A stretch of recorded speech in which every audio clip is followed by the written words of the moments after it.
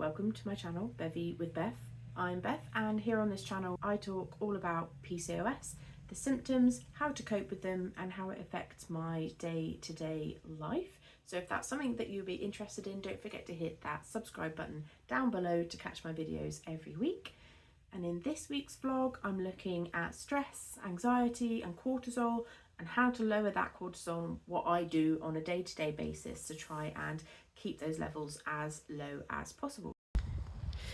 I know I only did a video on walking the other week. That's the last one that I did. But there's no way to talk about mindfulness and stress reduction and the benefits and requirements for that as somebody with PCOS without talking about the walking. And I know I said at the end of the last video that of course I'm just really lucky because I have to take the dog every day. I wanted to talk about how I incorporate mindfulness and de-stressing on these walks, where, you know, the walking is obviously for the exercise and all that kind of thing, and we know that it's good for insulin resistance because of the low cardio means low cortisol, and that's something that we need to bear in mind.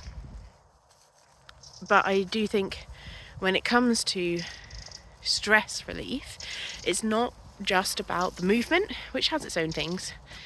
It is also about what I'm doing while I'm out here and how I incorporate the de-stressing aspects of a walk into my walk so that I'm making the most of this time by getting in touch with the nature around me and grounding my body in the experience of being outside.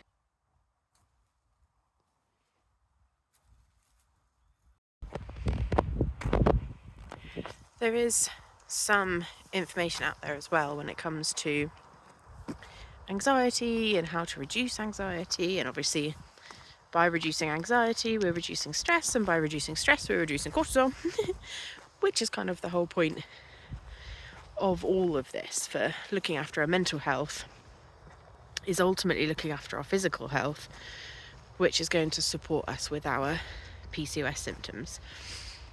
And a lot of the time we're focusing on small screens, you know, we're looking at small devices or TV screens and what these things have as borders, and it's kind of narrowing our vision and not giving us a full view. And that a very good anti-anxiety thing to do is to expand your vision. And I think it's one of those things that you can do wherever you are. I've said it 100 times that I'm very fortunate that, you know, I have a dog. That means I have to get outside, and I live in an area, even like especially now, but this whole time I've lived in areas where I've had access to green spaces. And so I do try to, particularly on the way back, when on the way there I might be very much still kind of clinging on to the anxiety of the day I've just had. I'm thinking about, you know, where we're going and what the dog needs and that kind of thing. And then when I'm on the way back, I like to try and take a moment to make sure that I am fully looking around, that I'm expanding that into my peripheral to help to kind of calm me down as I take the last steps as I'm heading towards home. So that's another kind of aspect that I try to incorporate within my walks. That means I'm not just getting exercise, I'm also monitoring or supporting. I am supporting my mental health as well. But that is very easy to do when I have views like this one.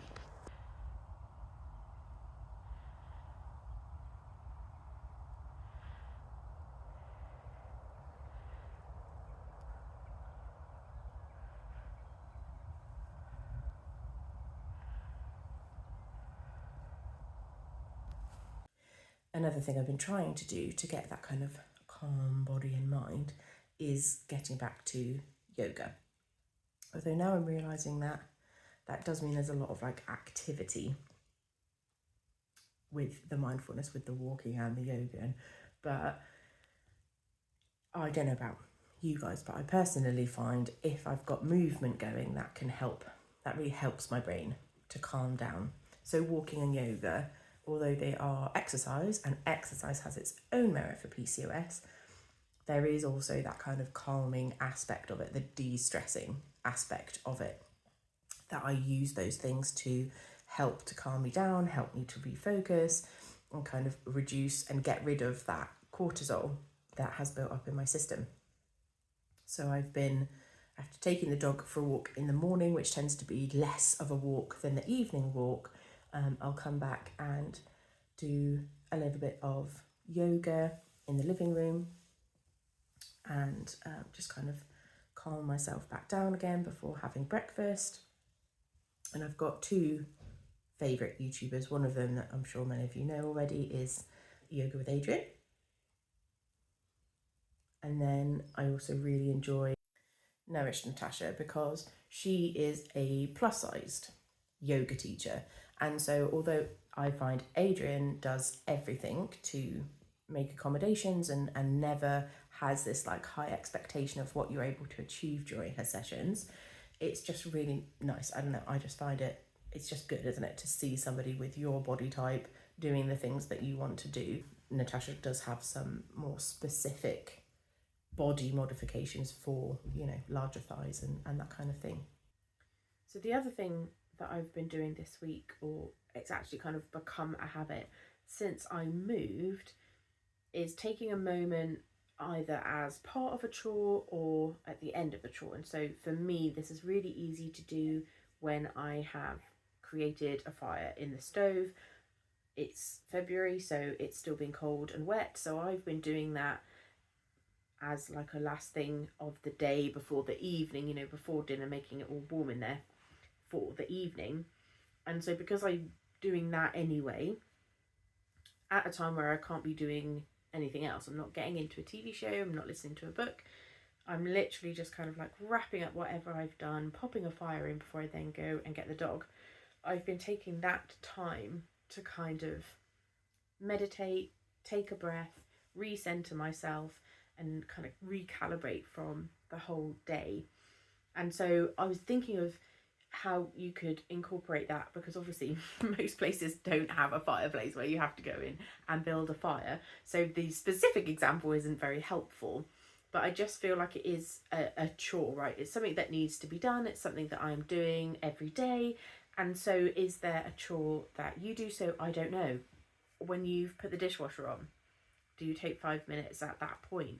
If you're doing housework and you've cleaned a room, maybe at the end of it you kind of take a moment then. And I think it's worth kind of romanticizing that point. So, you know, if you've just cleaned a room, why not pop a candle on and then, you know, sit down and meditate, enjoy that clean space before you move on with the rest of your day. You know, if you've made a cup of coffee in the morning, then maybe sitting with that cup of coffee, or in the afternoon, you know, as you pick me up, maybe if you're going to make a cup of coffee, instead of heading straight back to work or, you know, moving on to the next task, taking those 5 minutes to kind of take a breath and recenter, adding it to something that you're already going to do, especially if it's something that you already want to do, such as, so for me, putting a fire in, it's going to make everything warm. Making a cup of coffee or a cup of tea, you know, you've got that kind of enjoyment to go with it. Or again, if it's after a task has been completed, it's kind of taking that dopamine hit of, oh, something's been completed, to kind of stretch into a more meditative. So if you think of a way that you could add that into your day as well, then let me know in the comments down below when you think that you could attach that. So I thought I'd leave you with that idea as something that you could incorporate, and finish off with the nice peaceful sounds and visuals of a fire for this de-stressing vlog.